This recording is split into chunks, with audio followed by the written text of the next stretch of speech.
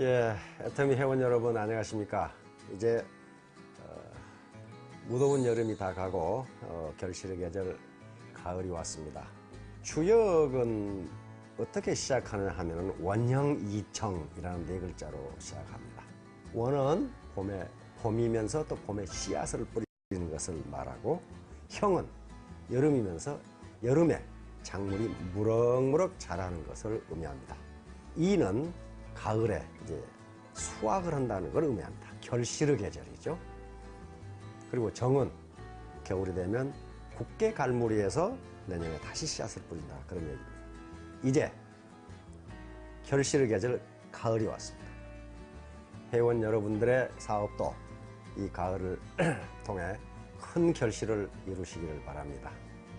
오늘 여러분들에게 제가 말씀드리려고 하는 것은 애터미 사업의 성공 조건과 관련해서 사운을 설명드리려고 합니다. 애터미 사업의 성공 조건은 한마디로 말하면 흡인력입니다.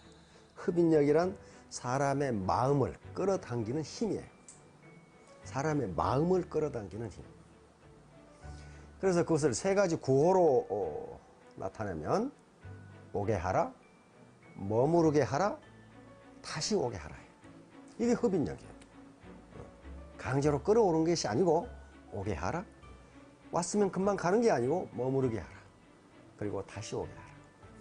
다시 오려면 비전을 봐야 되겠죠.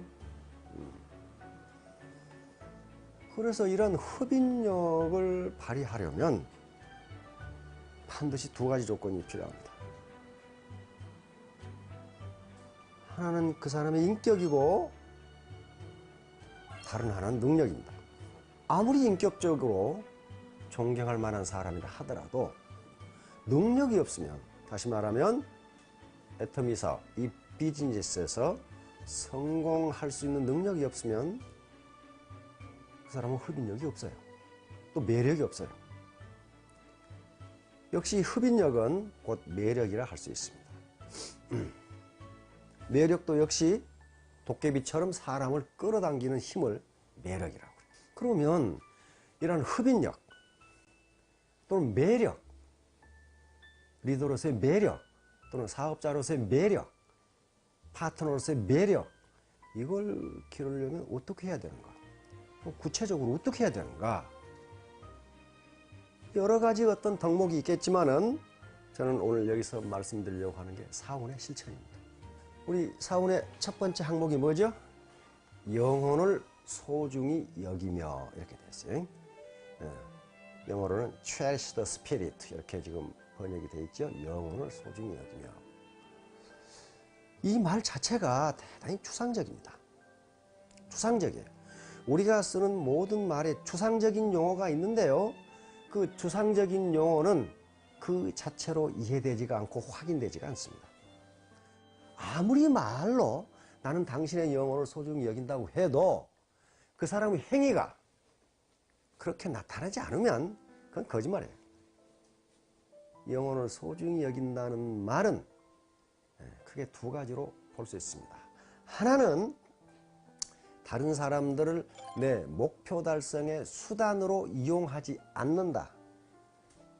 다시 말하면 인간은 누군가가 짓밟고 써먹을, 이용해도 좋은 그런 존재가 아니고 존재 자체가 목적이다.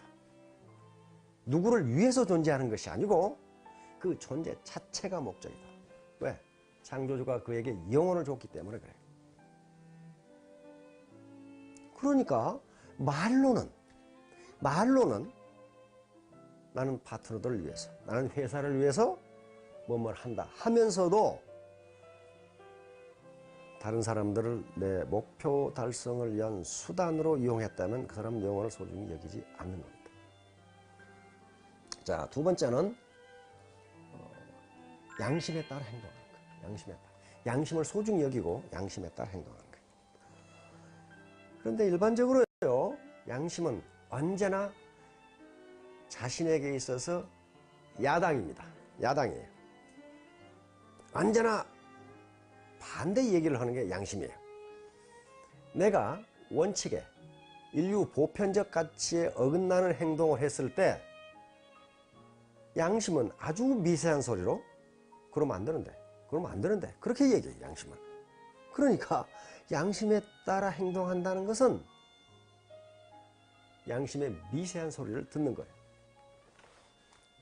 그것이 다른 사람의 영혼을 소중히 여기는 거예요. 원칙이나 인류 보편적 가치에 어긋나는 행동을 했을 때 양심이 그걸 제지하는데 그럼에도 불구하고 그 짓을 했다면 그것은 다른 사람에게 손해를 끼치고 다른 사람을 내 목표 달성의 수단으로 이용하는 겁니다. 그러니까 이것은 영혼을 소중히 여기는 게 아니에요. 따라서 영혼을 소중히 여긴다. 이건요 굉장히 중요한 덕목입니다. 다시 말하면 동반성공이다, 나눔이다 하는 철학이 여기서부터 나옵니다. 자, 두 번째, 생각을 경영한다는 건데요. 생각을 경영한다도 역시 합리적 의사결정이에요. 의사결정에서 가장 중요한 것이 의사결정의 윤리성이에요. 윤리적으로 맞지 않으면 그것이 과학적으로 아무리 타당한 의사결정을 하더라도 그건 사회에 이익을 주지 못합니다. 우리 애터미에 이익을 주지 못해요. 파트너들에게 이익을 주지 못한다고요. 그래서 윤리성이 가장 중요합니다. 근데 윤리성이라는 말도 좀 추상적이에요. 뭐가 윤리성이냐는 거예요. 학자들이 가장 중요하게 생각하는 윤리의 바탕이 황금률이라고 하는 겁니다. 황금률. 얼마나 중요하면 그걸 황금률이라고 했겠어요. 골든 룰이라고 그래요. 골든 룰은 성경 누가복음에 있는 말씀입니다. 남에게 대접받고자 하는 대로 너도 남을 대접하라. 남에게 대접받고자 하는 대로 너도 남을 대접하라. 그것만 이루어지면 도덕 철학이고 무슨 뭐가 아무 필요 없어요. 그 논어에서는 이걸 기소부력 물시어인이라고 표시하고 있습니다. 표현하고 있어요. 네가 당하기 싫은 일을 너도 남에게 하지 말라. 이걸 좀 더 우리가 알기 쉬운 용어, 늘 우리가 쓰는 용어로 말하면 역지사지예요. 역지사지. 입장을 바꿔놓고 생각해보라. 이게 생각을 경영한다의 합리적 의사결정, 의사결정에서 가장 중요한 덕목이에요. 뭐 과학적 의사결정 기법을 아느냐 모르냐? 그게 중요한 게 아니에요. 의사결정이 윤리적으로 타당하지 않다면 아무리 그리 과학적으로 맞더라도 그 의사결정은 잘못된 거란 말이에요. 이렇게 의사결정을 하는데 인격적으로 나무랄 사람이 누가 있어요? 다음 항목은 믿음에 굳게 선다요. 믿음에 굳게 선다는 말은 자기가 설정한 목표를 반드시 달성하겠다 또는 달성될 것이라는 신념을 갖다. 반드시 달성하겠다. 또 이것은 반드시 달성될 것이다 하는 신념을 갖는 것이 믿음에 굳게 서는 겁니다. 그런데 신념이라는 것이요, 그냥 내가 하고 싶다고 의식적으로 생각하는 걸 신념이라 하지 않습니다. 그건 신념이 아니에요. 정신분석학자들의 이 연구에 의하면 우리의 의식은 현재 의식과 그리고 잠재 의식으로 구성되어 있어요. 지금부터 프로이트는 그걸 무의식이라고 했는데 지금 통상 잠재 의식이라고 이야기합니다. 그런데 내가 입으로는 내가 3년 이내에 리더스 클럽에 들어가겠다 이렇게 이야기하지만은 내 아랫배에서 내 잠재 의식이 네가 어떻게, 너 같은 놈이 어떻게 이렇게 한 마음이 올라온다면은 잠재 의식은 아직 현재 의식과 일치하지 않은 거예요. 그런 경우 반드시 잠재 의식이 이긴다고 돼 있어요. 그래서 신념은 내 현재 의식이 잠재 의식과 일치할 때, 그때 그걸 우리는 신념이라고 합니다.